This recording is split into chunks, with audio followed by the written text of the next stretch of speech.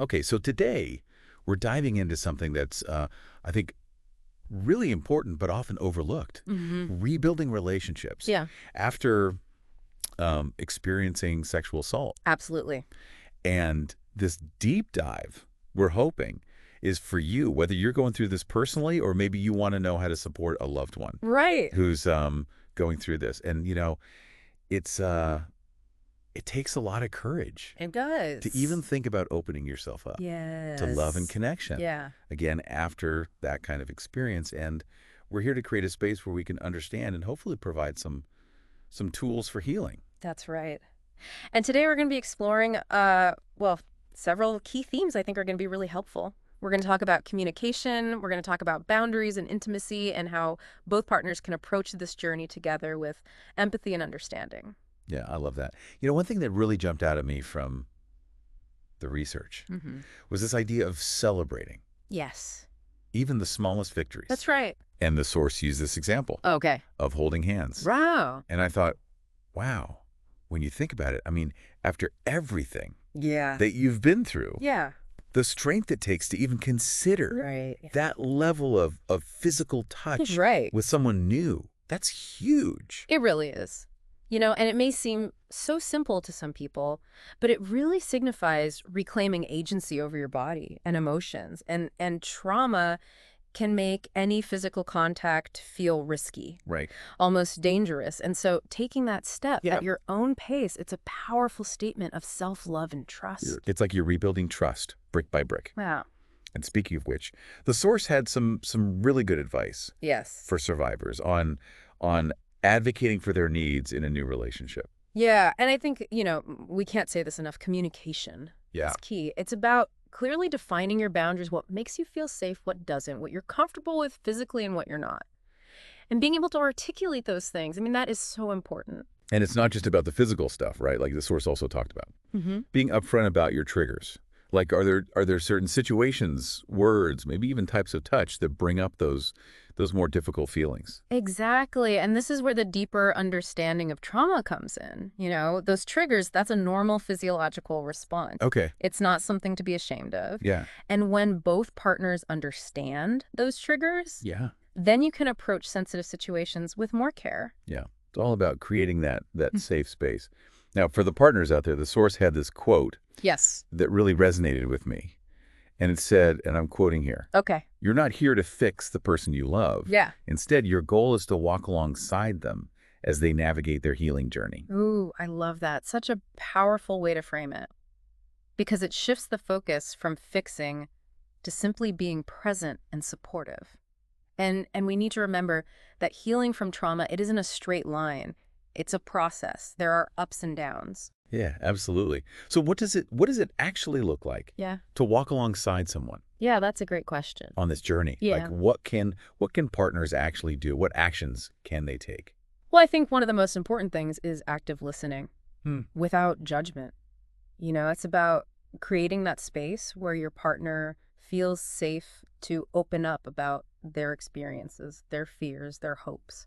That makes sense. And that also ties into respecting boundaries too, Mhm. right? Like we're not just talking about Right. saying yes or no to sex here. Exactly. It's about understanding that consent like goes way beyond that. It's about honoring your partner's pace Absolutely. in every single step of the way. And even beyond respecting boundaries, partners can take the initiative to learn more about trauma and how it can impact relationships. Right. Maybe that means reading books, attending workshops, even going to therapy themselves to Oh, gain a deeper understanding. that's so important. It's like becoming an ally It is. in their healing. Yes. And another thing that the source mentioned was the power of reassurance, Yes. because survivors often struggle with self-blame, right? That's right. Thinking that they're too much to handle. Yes. Yes. And so just reminding them that they're worthy of love and support no matter what. I mean, that can be so powerful. You're so right. It's about affirming their worth regardless of what they've been through.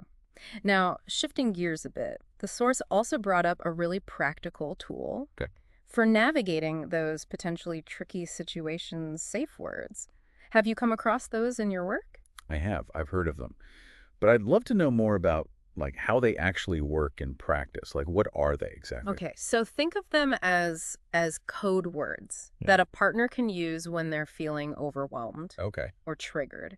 And it's a way to pause the interaction without having to explain everything in the heat of the moment.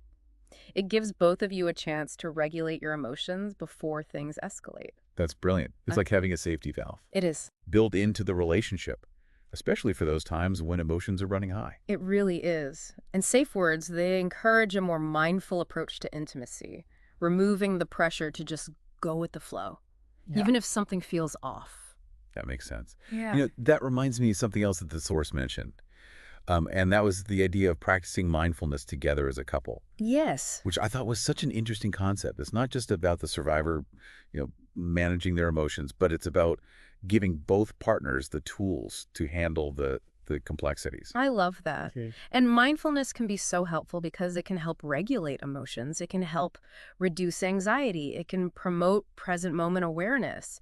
And all of these skills are invaluable, especially when you're dealing with the long-term effects of trauma. It makes so much sense. Practices like deep breathing, or grounding exercises, those could be so helpful for de-escalating tension, bringing a sense of calm back into the relationship, right? Exactly. And even something as simple as journaling together Oh, wow. can help with communication and processing those complex emotions. It's about creating a shared toolbox Yeah. for navigating challenges as a team. Speaking of tools, the source really hit the nail on the head, Yes. I thought, by emphasizing the importance of therapy.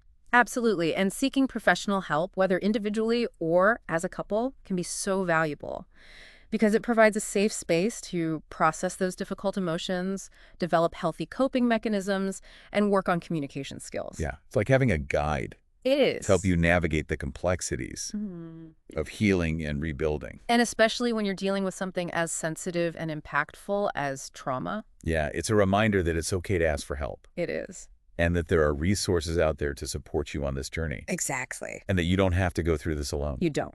And speaking of support, Oh, there's a thought-provoking question coming on. Are you about to drop that final gem of wisdom on us? you know me too well. What's fascinating here is how understanding like these dynamics of healing after trauma can actually inform all our relationships, even those that, aren't directly touched by this specific experience.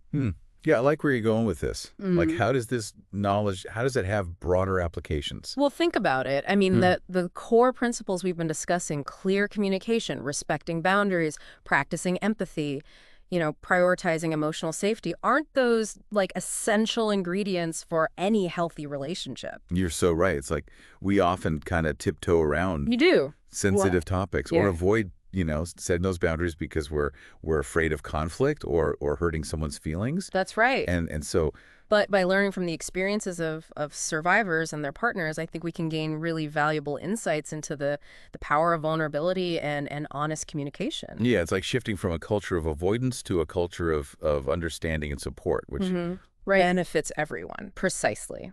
When we feel safe to express our needs and have those needs respected, it creates this foundation of trust and intimacy that can deepen any relationship.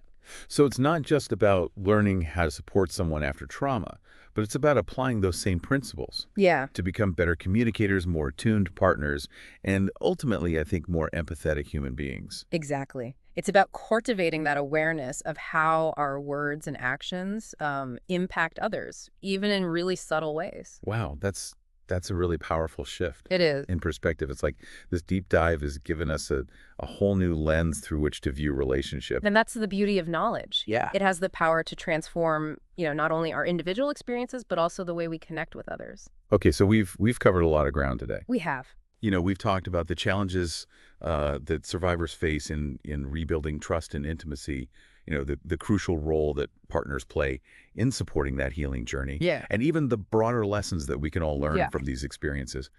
But before we wrap up, Mm-hmm. I kind of want to circle back to something you mentioned earlier.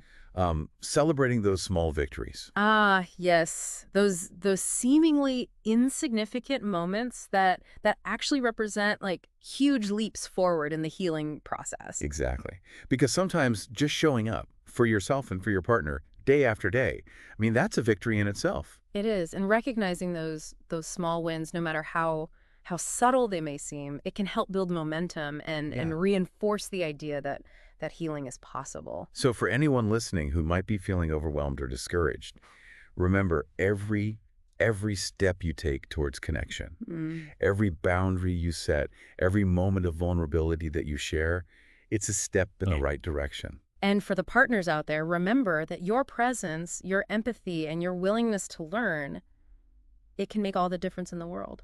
It's about walking alongside one another, offering support and celebrating those hard-won victories, no matter how small they may seem. Because ultimately, rebuilding trust and intimacy after sexual assault, it it is a testament to the resilience of the human spirit and the power of love to heal even the deepest wounds. Beautifully said. And on that hopeful note, I think it's time for us to. Wait, before you wrap up, I have one final provocative thought to leave our listener with. Oh, well. Imagine this. Imagine if we approached all our relationships with like that same level of intentionality and care that we've been, talking about today. Okay. What if we, proactively communicated our needs, respected each other's boundaries, and actively sought to understand each other's experiences, even, Yeah.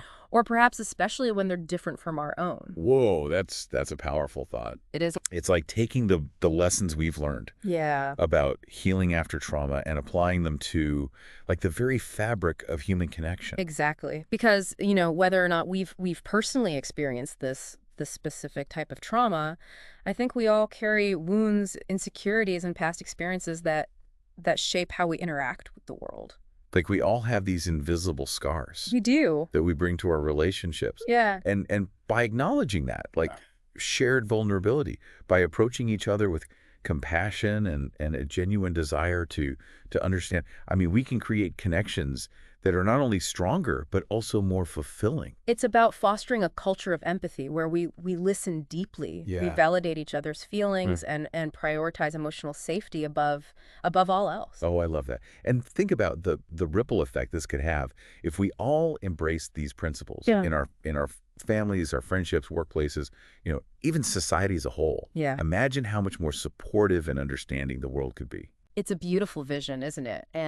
And it all starts with those small intentional acts of kindness, communication, and respect. So to our listener, whether you're navigating the complexities of healing after trauma or simply seeking to build stronger, more fulfilling relationships, remember this, you are not alone. There are resources available, people who understand, and a path toward healing and connection that, while challenging at times, is ultimately paved with hope.